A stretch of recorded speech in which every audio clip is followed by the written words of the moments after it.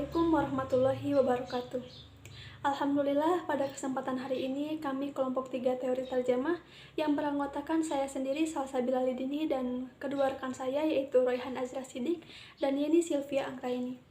Insya Allah pada kesempatan kali ini akan menyampaikan materi mengenai karakteristik bahasa sasaran dan contohnya. Baik, langsung saja. Poin yang pertama mengenai beberapa keunikan bahasa Indonesia dibanding dengan bahasa yang lainnya. Berbicara pada keunikan bahasa Indonesia sebenarnya bahasa yang patut kita banggakan. Ada beberapa alasan mengapa bahasa Indonesia itu unik dan sekaligus menunjukkan betapa hebatnya bahasa Indonesia jika dibandingkan dengan bahasa asing. Alasan yang pertama, dari perspektif historis, kita tidak pernah menyangka bahwa bahasa Indonesia itu lahir dari bahasa Melayu. Padahal, kala itu jenis bahasa daerah cukup baik untuk menjadi pilihan. Namun takdir berkata berbeda sehingga akhirnya bahasa Melayulah yang menjadi cikal bakal bahasa Indonesia yang kemudian dijadikan sebagai bahasa kesatuan dan persatuan. Alasan yang kedua, bahasa Indonesia merupakan bahasa yang kaya akan pengembangan kata-katanya. Maksudnya, satu kata dapat dikembangkan menjadi sebuah frasa, klausa, kalimat, paragraf, dan wacana. Misalnya kita ambil kosakata adil. Dari kata itu dapat dikembangkan menjadi kata berimbuhan, kata majemuk, dan kata ulang, yaitu kata keadilan, berkeadilan, pengadilan, peradilan, diadili, teradili, dan mengadili. Kata pengadil mewakili kata berimbuhan yang dikembangkan dari kata dasar adil. Dikembangkan menjadi sebuah frasa seperti sedang diadili, akan diadili, telah diadili, mungkin teradili di pengadilan, ke pengadilan, bisa diadili, pasti diadili. Kemudian dikembangkan menjadi kata majemuk seperti rumah keadilan, rumah adil, pengadilan tinggi, dan keadilan sosial. Dikembangkan lagi menjadi kata ulang atau reduplikasi seperti keadilan-keadilan dan pengadilan-pengadilan. Sebagai perwakilan sebuah klausa, kita dapat melihatnya pada klausa, contohnya, dia sedang diadili, hari Minggu di pengadilan, pergi ke pengadilan, dan pulang dari pengadilan. Sebagai perwakilan sebuah kalimat, kita dapat menemukannya pada bentuk kalimat-kalimat, misalnya, hakim sedang mengadili koruptor itu. Mereka sudah tiba di pengadilan Jakarta. Mereka memberi keadilan bagi penduduk miskin itu, dan masih banyak lagi. Sebagai perwakilan paragraf dan wacana, kita dapat menemukan kata-kata adil pada hasil karya tulisan berupa buku. Selanjutnya, alasan yang terakhir, yaitu alasan yang ketiga, bahasa Indonesia merupakan bahasa yang ajaib. Ajaib dari segi pembacaan kata-kata yang dapat dilafalkan dari awal huruf dan dari belakang huruf. Tanpa mengubah arti kata, maksudnya saat kata itu dilafalkan hurufnya dari kiri ke kanan, secara berurutan ataupun dari kanan ke kiri, makna kata itu tidak berubah. Keajaiban akan muncul bila kata itu minimal terdiri atas 3 huruf, namun dapat juga muncul melalui 4 ataupun 5 huruf.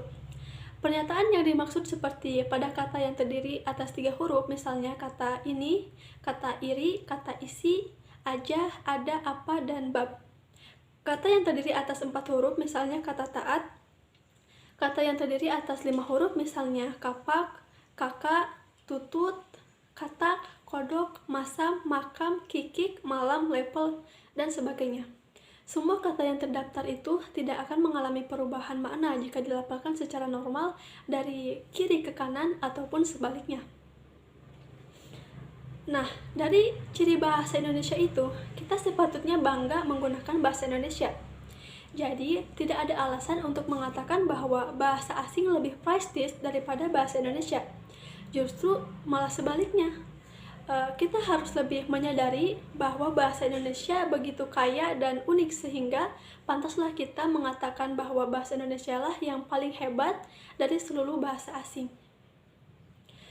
Mungkin sekian materi yang dapat saya sampaikan. Mohon maaf apabila terdapat kesalahan. Materi selanjutnya akan disampaikan oleh rekan saya, Royhan Azra Sidik.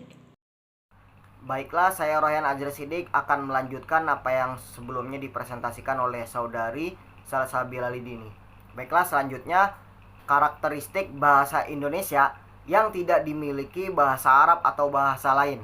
Dalam buku Pedoman Umum Ejaan Bahasa Indonesia yang disempurnakan dan Pedoman Umum Pembentukan Istilah, dijelaskan bahwa bahasa Indonesia memiliki hal-hal antara lain. 1. Aspek semantik. Aspek semantik dalam bahasa Indonesia mencakup 1. Sinonim, 2. Homonim, 3. Hiponim, dan 4. Polisemi. 2. Singkatan dan lambang. Istilah singkatan ialah bentuk istilah yang tulisannya dipendekkan menurut 3 cara sebagai berikut.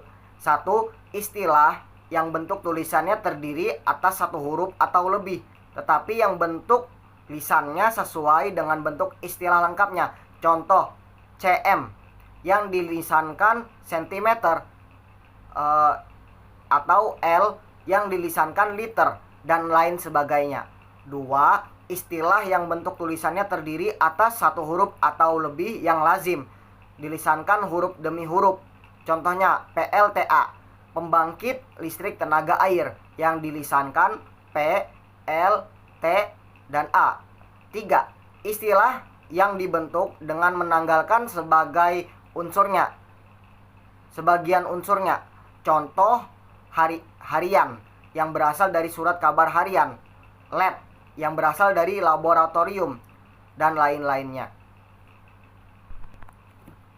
Kemudian, istilah akronim ialah singkatan yang berupa gabungan huruf awal, gabungan satu kata, gabungan suku kata, ataupun gabungan kombinasi huruf dan suku kata dari deret kata yang diperlukan sebagai kata. Misalnya, radar atau radio detection and ranging. 2. Rudal, peluru kendali, tilang atau bukti pelanggaran, dan lain-lain. Adapun lambang terdiri dari 2 macam, yaitu huruf lambang dan gambar lambang. Huruf lambang ialah 1 huruf atau lebih yang melambangkan konsep dasar ilmiah seperti kuantitas, satuan, dan unsur. Huruf lambang tidak diberi titik di belakangnya.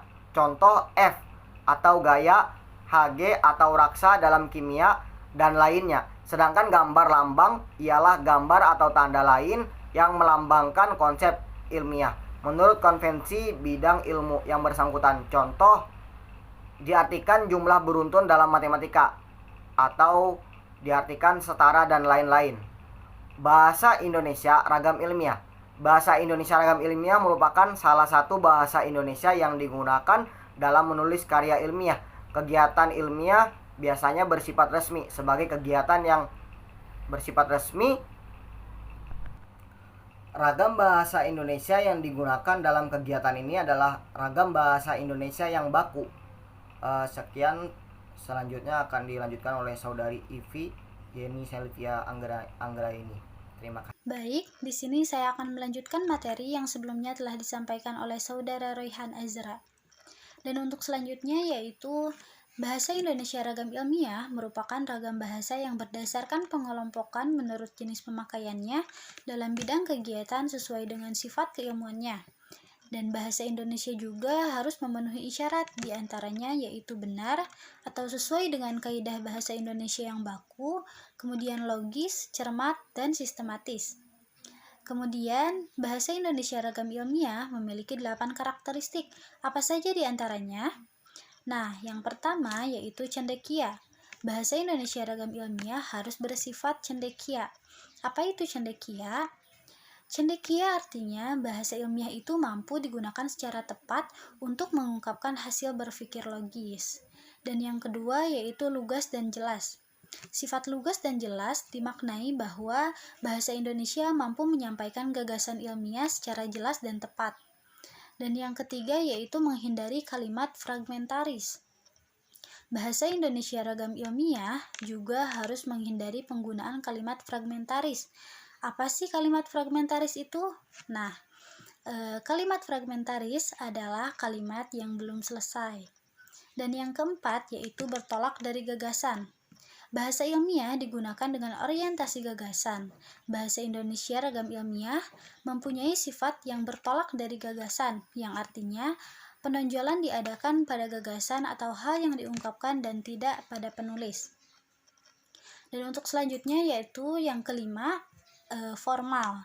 Bahasa yang digunakan dalam komunikasi ilmiah harus bersifat formal, dan tingkat keformalan bahasa dalam tulisan ilmiah dapat kita lihat pada kosakata, bentukan kata, dan juga kalimat.